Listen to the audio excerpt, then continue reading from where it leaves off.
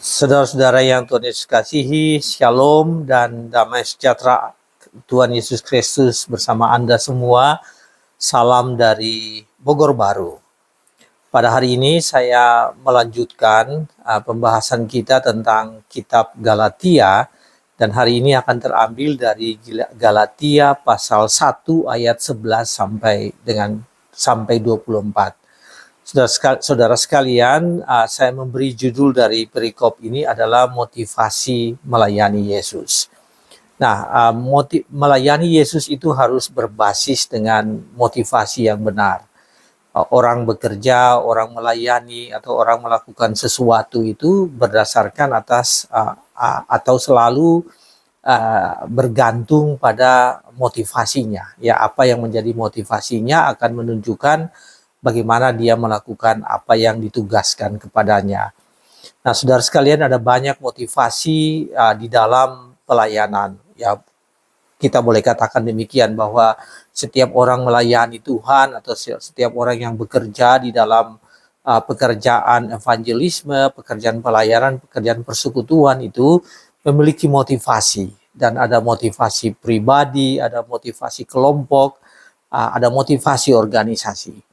Kemudian kalau kita masuk lebih jauh, ada motivasi yang bersifat motivasi ekonomi, motivasi finansial. Ya, pada surat Paulus kepada jemaat di Roma, Paulus mengatakan ada motivasi perut. Ya, motivasi perut itu artinya motivasi finansial, motivasi yang ingin memuaskan dirinya sendiri. Nah, ada juga motivasi karena nama besar. Ya, seseorang bekerja atau melayani karena dia ingin supaya dia dihargai. Dia ingin supaya dia diagungkan. Saudara-saudaraku, motivasi itu harus dideklar atau harus dinyatakan. Ya, dinyatakan kepada orang banyak, ya dalam kasus kita di dalam pelayanan, dalam gereja, maka motivasi itu sebaiknya dinyatakan. Dengan cara kita menyatakan motivasi kita untuk berada di tengah-tengah persekutuan atau di tengah-tengah pelayanan, kalau kita sebagai seorang pelayan, maka orang akan mengerti. Orang akan mengerti dan orang akan dengan mudah menerima kita, atau bahkan orang dengan mudah akan, atau jemaat akan dengan mudah menerima kita atau bahkan menolak kita. Bapak Ibu saudara-saudara sekalian, Paulus menghadapi masalah ini, yaitu masalah ketika jemaat-jemaat yang berada di Galatia, mereka meminta supaya Paulus atau mereka meragukan kerasulan Paulus dan pengutusan Paulus kepada mereka untuk melayani mereka. Lalu kemudian mereka menanyakan itu. Mereka coba membanding-bandingkan Paulus dengan para rasul yang lain. Lalu kemudian mereka menanyakan apa sih sesungguhnya alasan Paulus, motivasi Paulus untuk melayani jemaat-jemaat yang ada di Galatia itu. Dan bukan hanya jemaat di Galatia, tapi juga jemaat-jemaat yang ada pada saat itu di Asia Kecil. Ya, pada saat itu Paulus melayani mereka dan Paulus harus menyatakan kepada mereka, khususnya kepada jemaat-jemaat di Galatia, tentang apa sesungguhnya motivasi dia dalam melayani mereka. Nah, Paulus menyatakan atau Paulus menjelaskan, bahkan Paulus menegaskan tentang apa itu motivasinya kepada mereka, supaya mereka bisa memahami siapakah itu sesungguhnya Paulus, dan kemudian akan berdampak pada pemberitaan Paulus. Ya, seseorang akan dengan mudah atau jemaat dengan mudah akan menerima pengajaran yang kita lakukan, kita sampaikan apabila mereka mengetahui sesungguhnya motivasi seseorang atau motivasi seorang hamba Tuhan, seorang pelayan Tuhan itu apa sesungguhnya. Bapak Ibu saudara-saudaraku, dari Galatia pasal 1 ayat 11 sampai 24 kita akan melihat apa sesungguhnya motivasi Paulus itu. Nah, saya akan membaca dalam tiga bagian, ya, Galatia 1 ayat 11 sampai 24 ini, tapi saya akan membagi dia dalam 3 bagian. Jadi ada 3 poin, 3 motivasi yang Paulus sampaikan kepada jemaat di Galatia, kepada mereka, ya, supaya mereka mengerti. Dan 3 motivasi itu kita akan lihat. Yang pertama dari ayat 10 sampai ayat 16 yang mengatakan bahwa motivasi pertama yaitu bukan karena kehendak pribadi. Mengapa Paulus melayani Tuhan? Mengapa Paulus melayani jemaat-jemaat di Galatia? Alasan pertama atau motivasi yang pertama itu yaitu bukan karena kehendak pribadi. Saudaraku, saya akan baca Galatia pasal 1 ayat 10 sampai 16 dengan demikian yang demikian bunyinya. Sebab aku menegaskan kepadamu saudara-saudaraku bahwa Injil yang kuberitakan itu bukanlah Injil manusia. Karena aku bukan menerimanya dari manusia dan bukan manusia yang mengajarkannya kepadaku, tetapi aku menerimanya oleh pernyataan Yesus Kristus. Sebab kamu telah mendengar tentang hidupku dahulu dalam agama Yahudi. Tanpa batas aku menganiaya jemaat Allah dan berusaha membinasakannya. Dan di dalam agama Yahudi aku jauh lebih maju dari banyak teman yang sebaya dengan aku di antara bangsaku. Sebab orang-orang sangat rajin memelihara adat istiadat nenek moyangku.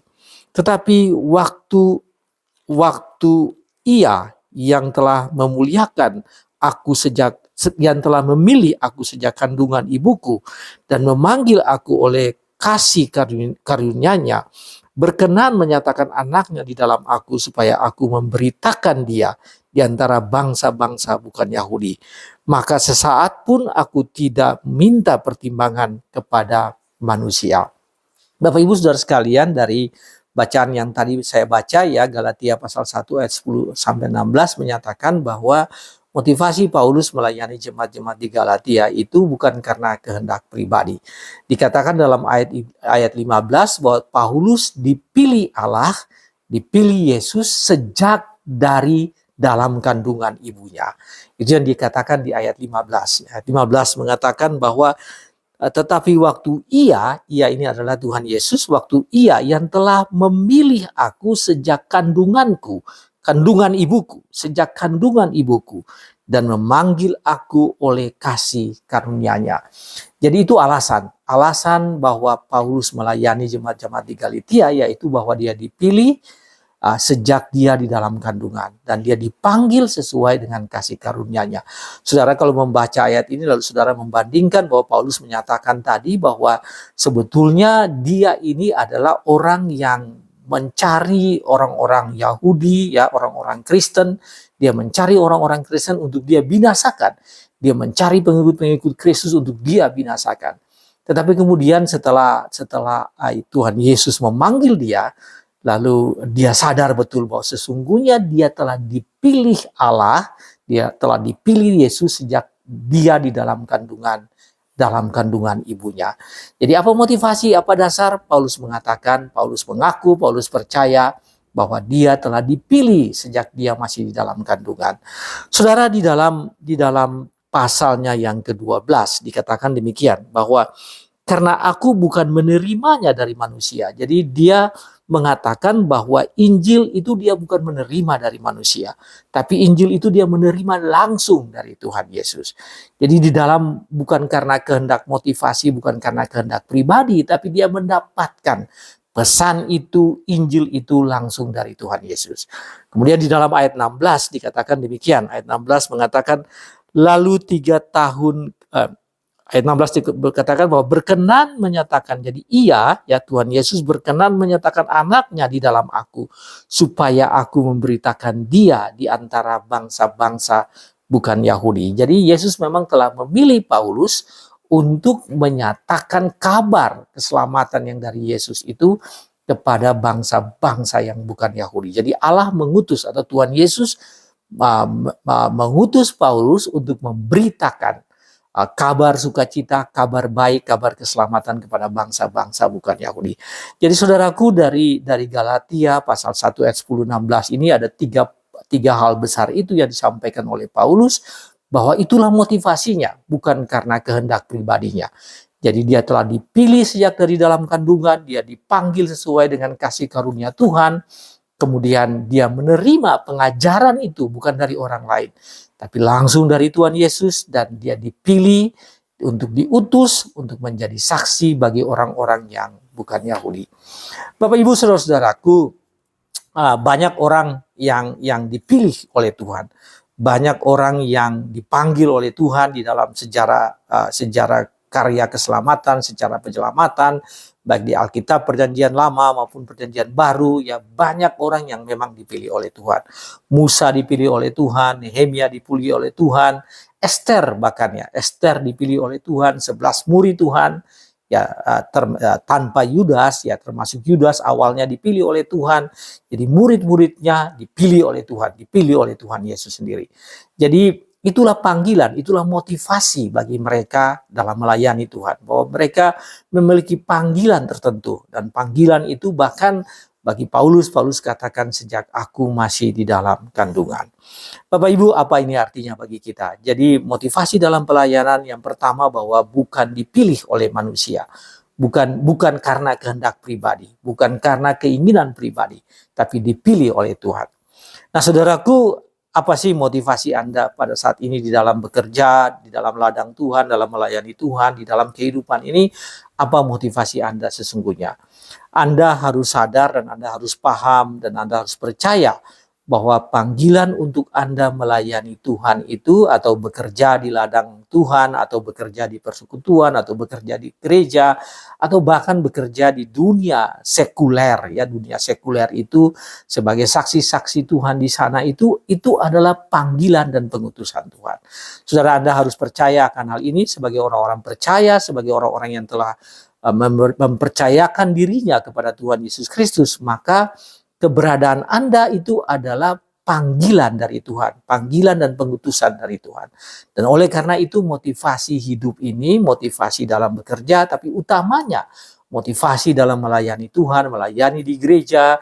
Kalau Anda diberi kesempatan untuk menyampaikan firman Tuhan, untuk berkhotbah, untuk mengajar, untuk memimpin satu persekutuan, maka itu bukan karena kehendak Anda pribadi, tapi itu adalah utusan Tuhan. Anda harus betul-betul memiliki dan percaya pada pernyataan ini, yaitu bahwa Anda melayani bukan karena kehendak pribadi Anda, tapi Anda melayani karena Tuhanlah yang memilih Anda. Anda berada di mana, di situ Anda berada dalam pelayananmu, dalam kehidupanmu, itu karena Tuhan memilih Anda. Nah, saudara sekalian, hal yang kedua, kalau yang tadi pertama, motivasi Paulus dalam melayani yaitu bukan karena kehendak pribadi, bukan maunya Paulus, tapi karena kehendak Allah. Yang kedua, Paulus melayani bukan karena pertimbangan manusia, bukan karena pertimbangan manusia, tetapi betul-betul karena kehendak Allah. Saudara sekalian, saya ingin membaca hal ini, bukan karena pertimbangan manusia. Dari ayat 16 dikatakan demikian. Berkenan Allah menyatakan anaknya di dalam aku, supaya aku memberitakan dia di antara bangsa-bangsa bukan Yahudi, maka sesaat pun aku tidak minta pertimbangan kepada manusia. Jadi Paulus tidak meminta pertimbangan kepada manusia. Ketika Tuhan mengambil dia, menyatakan dirinya kepadanya, Yesus menyatakan dirinya kepada Paulus, ya kepada Saulus di jalan menuju Damsyik itu, dan setelah dia disembuhkan, ya kemudian dia tidak meminta pertimbangan dari siapapun. Dikatakan di sini bahwa dia tidak meminta pertimbangan dari siapapun. Dia tidak meminta pertimbangan bahkan dari rasul-rasul di Yerusalem yang sudah ada sebelum dia. Ayat 17 mengatakan hal itu. 17, aku tidak pergi ke Yerusalem untuk mendapatkan mereka yang telah menjadi rasul-rasul sebelum aku. Jadi itu yang dilakukan Paulus. Setelah Yesus panggil, setelah dia bertemu dengan Tuhan Yesus, dia tidak meminta pertimbangan dari orang lain lagi. Karena dia telah bertemu langsung dengan Tuhan Yesus. Bahkan dia tidak meminta pertimbangan dari murid-murid di Yerusalem.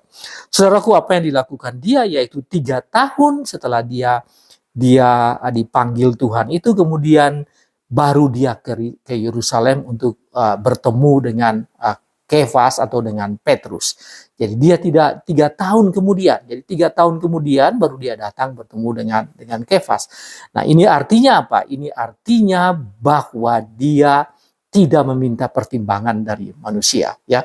Bahkan ketika dia bertemu dengan Kefas itu tidak ada murid-murid yang lain. Hanya ada Kefas atau Petrus di situ, dan tidak ada murid-murid yang lain yang saat itu di Yerusalem. Jadi itu bukan berarti dia meminta usulan, rekomendasi, pertimbangan dari murid atau rasul-rasul lain atau murid Tuhan Yesus.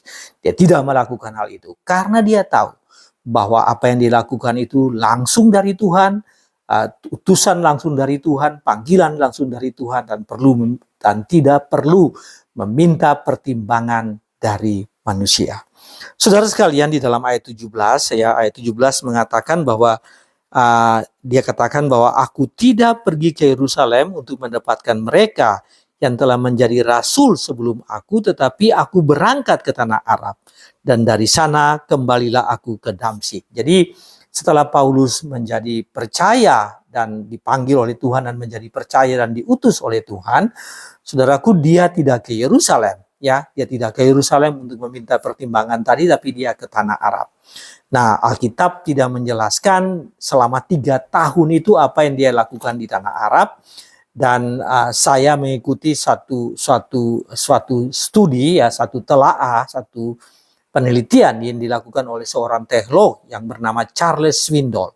Nah, Charles Swindoll ini dalam bukunya menjelaskan tentang, jadi dia melakukan penelitian juga, dan berdasarkan dokumen-dokumen yang ada, lalu dia katakan bahwa memang dalam Alkitab tidak mengatakan, hanya mengatakan tanah Arab. Jadi kita nggak tahu di mana itu, di daerah mana, di negara mana, di daerah bagian mana, di Jazirah Arab itu Paulus berada selama 3 tahun. Tetapi kemudian Charles Swindoll mengatakan selama 3 tahun itu semacam retret pribadi dari Paulus, retret pribadi Paulus dengan Tuhan Yesus.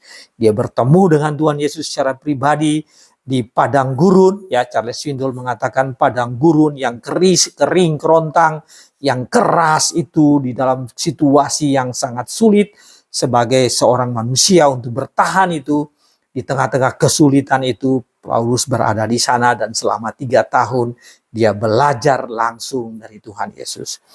Jadi Bapak Ibu saudara-saudaraku, motivasi Paulus melayani, kalau tadi yang pertama bukan karena keinginan pribadi, yang kedua bukan karena pertimbangan manusia, tetapi betul-betul karena dia dipanggil oleh Allah, dia diutus oleh Allah, dia dipanggil oleh Allah, dibina oleh Allah, tadi menurut penelitian Charles Swindoll, dan kemudian dia melayani. Bapak Ibu saudaraku, belakangan atau pada saat ini kalau seseorang memutuskan untuk mau melakukan sesuatu, biasanya meminta pertimbangan, dan itu udah lumrah di antara kita, ya.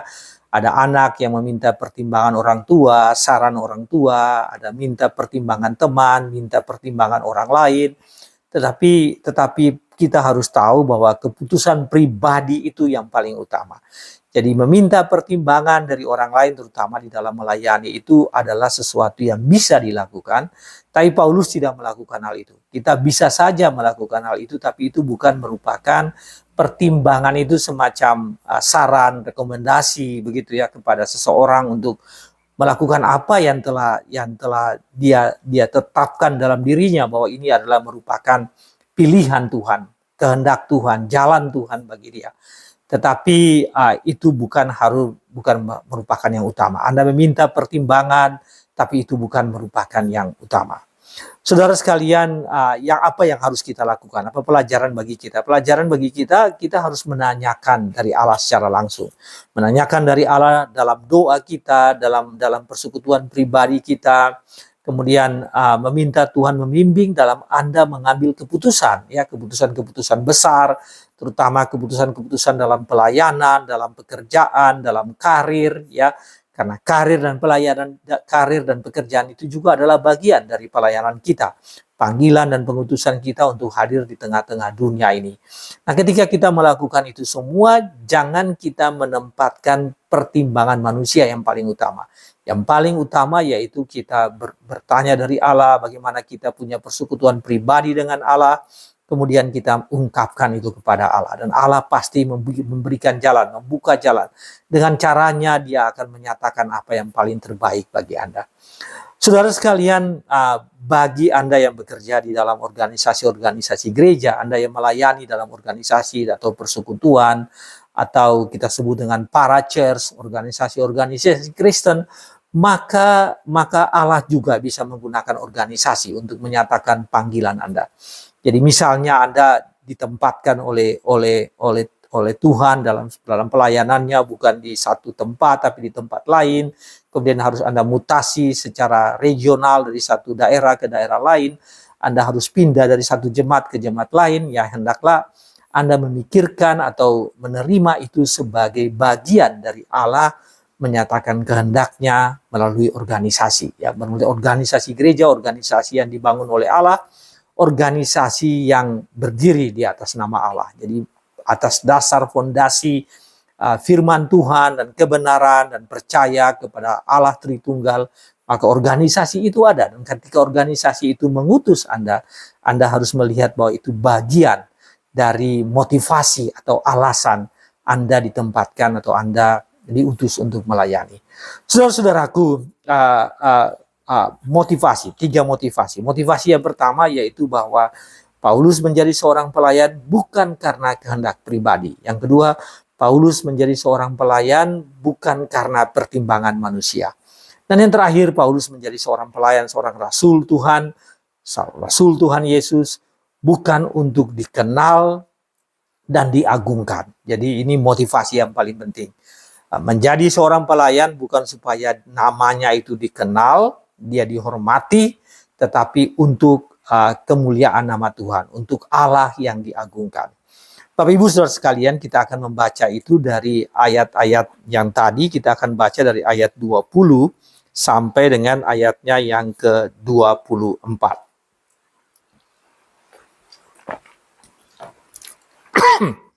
Ayat 20 mengatakan demikian. Di hadapan Allah kutegaskan. Ya, ini Paulus sangat gamblang menyampaikan kepada jemaat di Galatia, ya, mengenai motivasi ini. Di ayat 11 dia katakan begini, sebab aku menegaskan kepadamu, tentang motivasi Paulus tadi. Kemudian di ayat 20 Paulus ulangi sekali lagi. Di hadapan Allah kutegaskan apa yang kutuliskan kepadamu ini benar. Aku tidak berdusta. Kemudian aku pergi ke daerah-daerah Syria dan Kilikia. Jadi dia tidak ke Yerusalem, dia ke Arab, dan setelah itu baru dia ke Yerusalem, dan kemudian setelah dari Yerusalem dia pergi ke daerah yang namanya Syria dan Kilikia. Tetapi rupaku tidak diketahui oleh jemaat-jemaat Kristus di Yudea.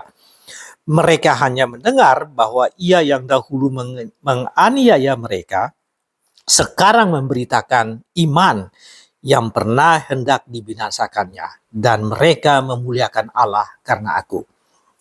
Bapak Ibu, bagian perikop ini, ya, dari Galatia 1 ayat 20 sampai 23, hal yang terakhir yang saya baca tadi ini sangat penting. Karena tadi saya sebutkan bahwa setelah Paulus dipanggil Tuhan tadi, ya, Paulus nggak langsung melayani, tapi Paulus pergi ke Arab, dan tadi seperti saya jelaskan itu merupakan menurut Charles Swindoll dalam penelitian yang sangat luar biasa dilakukan, dia menyatakan bahwa di sanalah Paulus melakukan retreat, bertemu dengan Tuhan, dan kemudian setelah itu Paulus ke Yerusalem untuk bertemu dengan Kefas. Dan kemudian dari Yerusalem dia tidak tinggal di Yerusalem, dia tidak melayani di Yerusalem, tapi dia pergi ke daerah yang namanya Syria dan Kilikia. Nah, saudaraku, biasanya begini, kalau seseorang yang baru saja menjadi Kristen, apalagi dia itu new convert, ya, jadi dia dari orang yang tidak mengenal Tuhan menjadi mengenal Tuhan Yesus, atau dia seorang yang terkenal, ya, seorang yang berpendidikan tinggi, seorang yang punya posisi yang bagus, begitu dia mengaku percaya kepada Kristus, langsung dia digadang-gadang, dia dibawa oleh kita, dan kemudian dia diberikan mimbar, diberikan kesempatan untuk bersaksi, menyatakan tentang bagaimana Tuhan bekerja dengan dirinya. Jadi ini boleh dikatakan banyak dari kita, yaitu bahwa orang percaya baru, ya, kemudian langsung melayani dan masuk ke dalam front pelayanan yang kadang-kadang punya tantangan yang banyak.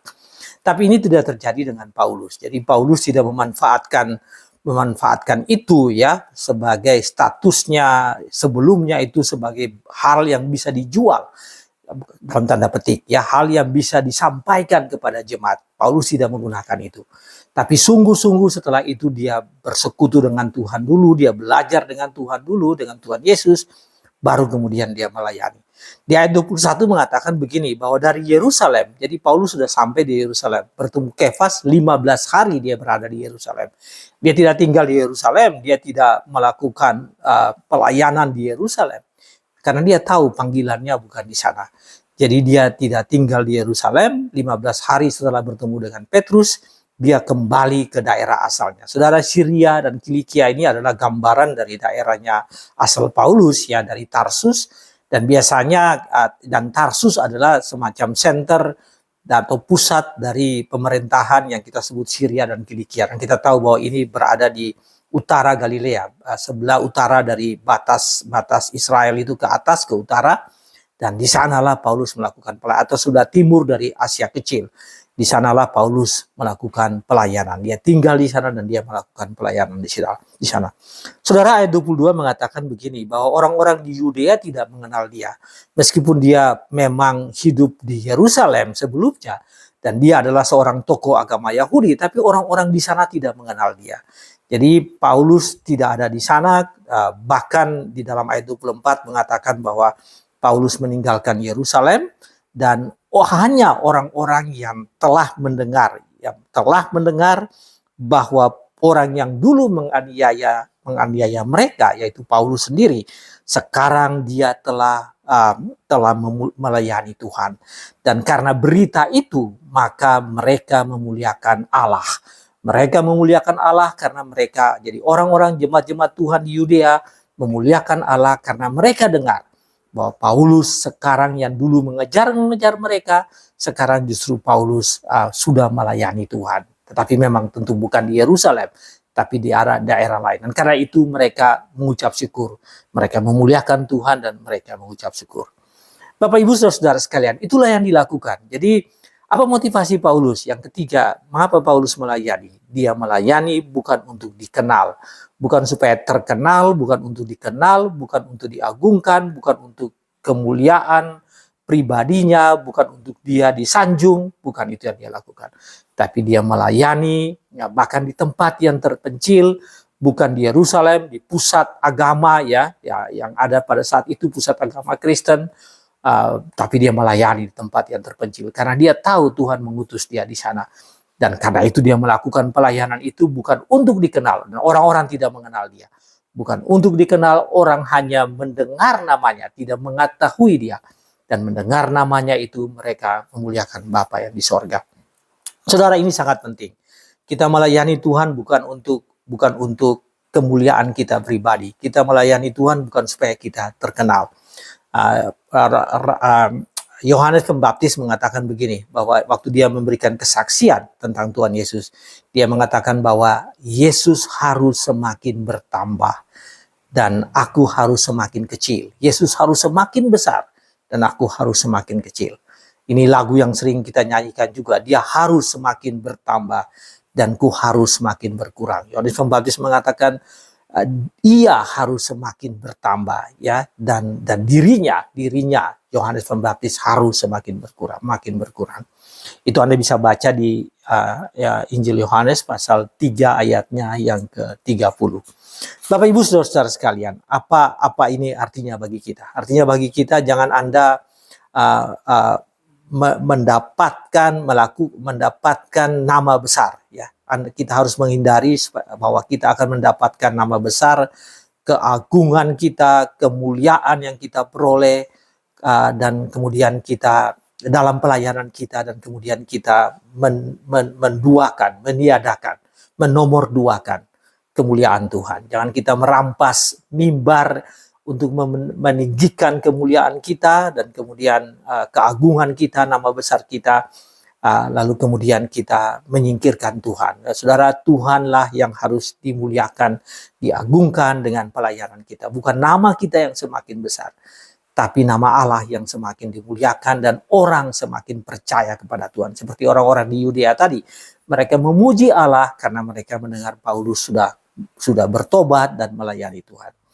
Saudaraku, ada orang yang melayani karena motivasi lain. Sekarang ini kita melayani karena motivasi lain. Mungkin motivasi finansial, motivasi ekonomi, motivasi tadi saya sebutkan dengan motivasi perut, ya, motivasi hasrat kita yang kita utamakan. Saudaraku, ingin saya sampaikan kepada Anda bahwa itu bukan motivasi yang benar. Itu harus ditanggalkan. Dalam melayani Tuhan, itu bukan menjadi motivasi. Itu tidak boleh menjadi motivasi.